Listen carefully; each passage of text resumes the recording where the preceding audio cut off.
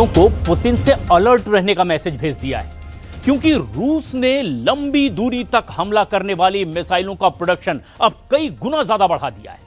रूस इस्कंदर और किंजल जैसी घातक मिसाइलों का एक बड़ा भंडार जुटा चुका है और इस बीच प्रेसिडेंट पुतिन ने नेटो को फिर से धमकी दी है। पुतिन की धमकी नेटो चीफ के बयान के बाद आई है, जिसमें उन्होंने कहा है कि नेटो का कोई भी फैसला पुतिन नहीं कर सकेंगे। उधर जर्मनी के चांसलर फ्रेडरिक मर्ज ने ऐलान कर दिया कि यूरोप की महाशक्तियां रूस को यूक्रेन में युद्ध नहीं जीतने देंगी।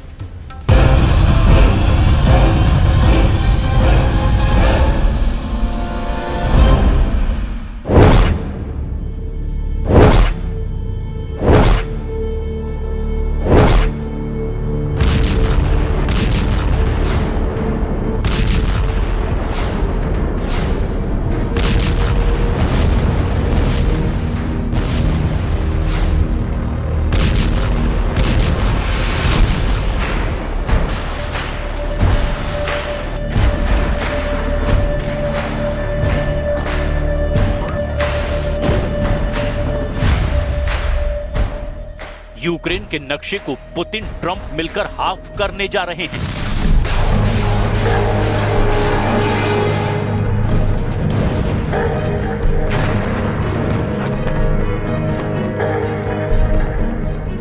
इसके बाद पुतिन अकेले कई देशों को साफ करने के सिग्नल दे रहे हैं।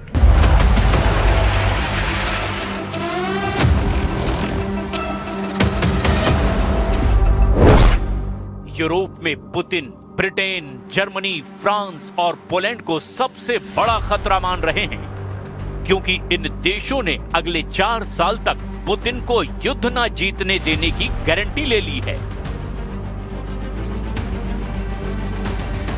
परमाणु युद्ध भड़काएगा पुतिन ट्रंप का याराना।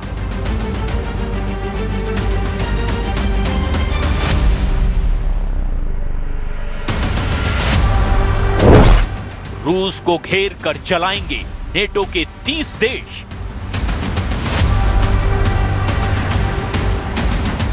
एक हफ्ते नहीं, 4 साल टल गई पुतिन की जीत। रूस यूक्रेन युद्ध का अंत एटम बम धमाके से कराने की धमकी दी गई है। ये धमकी सीधे पुतिन को दी गई है। एटमी धमकी की आंच ट्रंप तक पहुंची है, क्योंकि दोनों लीडर जिस तरह यूक्रेन से सलूक कर रहे हैं, जिस तरह यूक्रेन का गला घोंटा जा रहा है, जिस तरह ज़ेलेंस्की को मजबूर किया जा रहा है, वो यूरोप की महाशक्तियों को बर्दाश्त नहीं हो रहा। रूस अमेरिका के डबल प्रेशर से छटपटा रहे यूक्रेन का साथ देने का ऐलान नेटो के 30 देशों ने अब कर दिया है। यूक्रेन को उसका हक दिलाने के लिए यूरोपीय यूनियन युद्ध में डायरेक्ट एंट्री के सिग्नल दे रहा है। रूस के खिलाफ गुस्से का जबरदस्त उबाल है।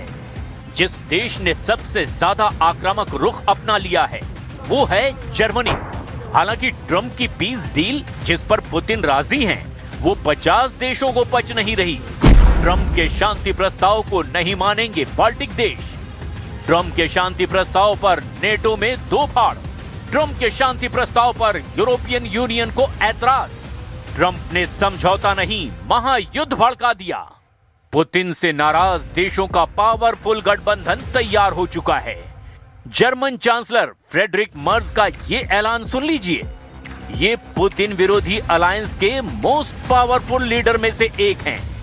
Der Versorgung der Ukraine zu lindern. Kein Wort davon bei dem ersten Beitrag, den wir heute Morgen gehört haben, meine Damen und Herren. Auch das ist ein Zeichen, wie menschlich Sie denken über das Schicksal eines Volkes in unserer unmittelbaren Nachbarschaft, das Sie in diesen Tagen, Wochen und Monaten. Germany रूस में सीधे ठन गई है। Germany युद्ध की तैयारियों में जुट गया है। जर्मनी ने रक्षा बजट और हथियारों को बढ़ाने की घोषणा कर दी है। जर्मनी मिलिट्री मॉडर्नाइजेशन में तूफानी तेजी शुरू कर चुका है। जर्मनी ने स्ट्राइक ड्रोन के लिए 6 नई यूनिट बनाने और अगली पीढ़ी के लॉन्ग रेंज वेपन सिस्टम तैनात करने की घोषणा की है। जर्मन आर्मी के इंस्पेक्टर लेफ्टिनेंट जनरल क्रिश्चियन फ्राइडिंग ने कहा कि जर्मनी कामिकोजे ड्रोन जैसे शिकारी ड्रोन को टेस्ट करना शुरू कर चुका है। और इतना ही नहीं, जर्मनी ने 2026 के फेडरल बजट में यूक्रेन को 3 बिलियन यूरो की आर्थिक मदद को बढ़ाकर अब 11.5 बिलियन यूरो कर दिया है। जर्मन चांसलर ने यूक्रेन विंटर वॉर में रूस को टक्कर देने के लिए हथियारों की सप्लाई कम नहीं पड़ने देने का वायदा किया है। जर्मनी ने पुतिन के साथ ट्रंप पर भी निशाना साधा है। फ्रेडरिक मर्ज ने कहा कि बिना यूक्रेन और यूरोप की सहमति के कोई भी समझौता माना नहीं जाएगा। जर्मन चांसलर ने यह तक कह दिया कि यूरोप के देशों को मोहरा नहीं बनाया जा सकता। जर्मनी के साथ ही यूरोपीय यूनियन ने अब रूस को युद्ध मशीन बता डाला है। European Union foreign policy chief Kaja Kallas ने शक जाहिर किया है कि रूस सीज फायर के नाम पर धोखा दे रहा है। कैजा कैलास ने अपील की है कि पुतिन की नई चाल से यूरोपीय देश अलर्ट मोड में हैं। Immediate and unconditional ceasefire must be the first step to ending the war. But right now we see zero indication that Russia is ready for a ceasefire. Russia is not winding down its military machine, but ramping it up. We still need to get from a situation where Russia pretends to negotiate to a situation where they meet to negotiate. European union की तरह ही NATO chief mark रूटे भी Putin को भड़काने वाले बयान दे रहे हैं। Mark रूटे ने यूक्रेन को नेटो सदस्य बनाने के रास्ते में रूस के अड़ंगे को खारिज कर दिया है। नेटो चीफ ने कहा कि यूक्रेन को नेटो मेंबरशिप दी जाएगी या नहीं, इससे रूस का कोई लेना देना नहीं है। पुतिन के पास नेटो का कोई वीटो नहीं है जिससे वो तय करेंगे कि कौन नेटो सदस्य बनेगा और कौन नहीं। नेटो चीफ का ये बयान पुतिन का दिमाग खराब कर सकता है, क्योंकि यही सबसे बड़ी वजह है जिसने यूक्रेन रूस युद्ध शुरू करवाया।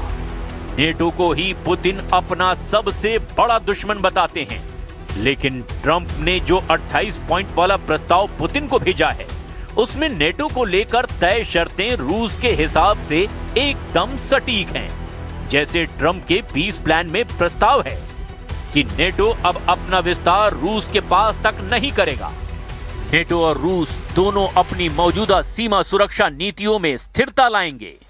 रूस और नेटो के बीच अमेरिका की मध्यस्थता में सुरक्षा वार्ता होगी। यूक्रेन अपने संविधान में लिखेगा कि वो नेटो में शामिल नहीं होगा। साथ ही नेटो अपनी विधियों में लिखेगा कि यूक्रेन को भविष्य में भी सदस्यता नहीं दी जाएगी। नेटो यूक्रेन में कोई सैनिक तैनात नहीं करेगा। यूक्रेन नेटो की सैन्य तैनाती की इजाजत भी नहीं दे पाएगा। यूरोपीय सुरक्षा संरचना को यूक्रेन की सीमाओं से दूर रखा जाएगा। सबसे अहम और यूक्रेन के लिए झटके की बात यह है कि यूक्रेन कभी भी परमाणु हथियार नहीं रख पाएगा। ट्रंप ने पूरी तरह नेटो के गेट पर यूक्रेन के लिए नो एंट्री का बोर्ड लगा दिया है, लेकिन नेटो चीफ मार्क रूटे ने ट्रंप से अलग रुख अपना लिया है। मार्क रूटे चाहते हैं कि अगर यूक्रेन को नेटो से बाहर रखना है तो उसे ऐसी सिक्योरिटी गारंटी मिले जिसके बाद रूस कभी भी हमला करने की हिम्मत ना जुटा सके। नेटो चीफ मानते हैं कि रूस यूक्रेन युद्ध खत्म होने के बाद भी खतरा टलेगा नहीं। We need the capabilities, we need the equipment, real firepower, and of course, the most advanced tech. Because the threats we face are real and lasting.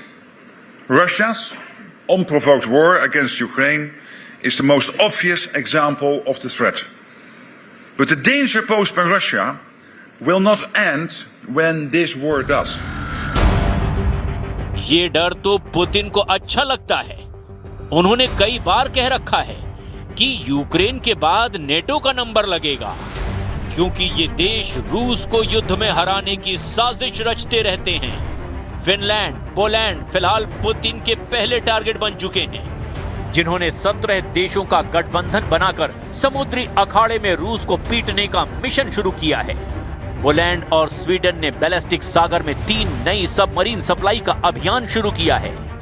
Poland ने घोषणा की है कि ओर्का प्रोग्राम के तहत साब की A-26 ब्लैकिंग क्लास 5वीं पीढ़ी की सबमरीन रूस के खिलाफ जल्द तैनात होगी। वहीं फिनलैंड 17 देशों के एक समुद्री गठबंधन में शामिल हो गया है, जिसे यूक्रेन की नौसेना के विकास में मदद करने का जिम्मा दिया गया है। यूक्रेन नेवी को हथियार, ट्रेनिंग और युद्धपोत की कोई कमी ना हो, इसका बंदोबस्त बाल्टिक देशों ने कर लिया है। उधर रूस दुश्मनों की वॉर प्लानिंग के बाद एक्शन में आ गया है। द न्यूयॉर्क टाइम्स के मुताबिक 2 पश्चिमी अधिकारियों को डेनियल ड्रिस्कॉल ने एक चेतावनी दी है, जिसमें ड्रिस्कॉल ने खुलासा किया है कि रूस ने मिसाइल प्रोडक्शन तेजी से बढ़ाया है। रूस साल में लगभग 2900 क्रूज और बैलिस्टिक मिसाइलें असेंबल कर रहा है। इसमें स्कंदर, किंजल और कैलिबर सिस्टम शामिल हैं, जिससे रूस की फायर पावर डबल हो गई है। और इतना ही नहीं, पुतिन ने किर्गिस्तान की राजधानी बिश्केक में भी अपने गुट के लीडरों का जमावड़ा लगाकर नेटो और यूरोपीय देशों की धुकधुकी बढ़ा दी है। पुतिन के बुलावे पर कलेक्टिव सिक्योरिटी ट्रीटी ऑर्गेनाइजेशन के सदस्य देशों के लीडर बिश्केक में जुटे हैं। व्लादिमीर पुतिन के साथ बैठक में बेलारूस के प्रेसिडेंट अलेक्जेंडर लुकाशेंको, कजाकिस्तान के president Kassym Jomart Tokayev, Tajik president Emomali Rahmon का किर्गिज प्रेसिडेंट सादिर जापारोव पहुंचे। पुतिन ने कलेक्टिव सिक्योरिटी ट्रीटी ऑर्गेनाइजेशन की मीटिंग में सभी देशों को कमांड और कंट्रोल को बेहतर बनाने का सुझाव दिया है। мире. Основные усилия сосредоточим на повышении боеспособности национальных контингентов и совершенствовании управления коллективными силами. Предлагаем запустить масштабную программу оснащения коллективных сил современными образцами российских вооружений. रूस के दुश्मनों ने अगर युद्ध की तैयारी की है, तो पुतिन भी किसी से पीछे नहीं है, क्योंकि उनके पास अब युद्ध की वाजिब वजह है। सबसे बड़ी बात यह है कि सुपर पावर अमेरिका अब पुतिन का सिरदर्द